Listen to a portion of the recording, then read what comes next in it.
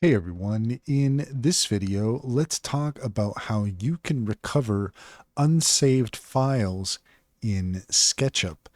In order to do so, here we are in SketchUp, and what you're looking for is up at the top left-hand corner in the menu. We're going to select Window, and under Window, we're going to select Preferences.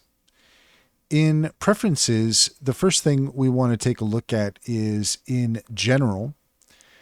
And you'll see here that there is an option that says autosave. You want to make sure that that is checked and also confirm how many minutes it takes before autosave takes place. The next thing you can look at is under files.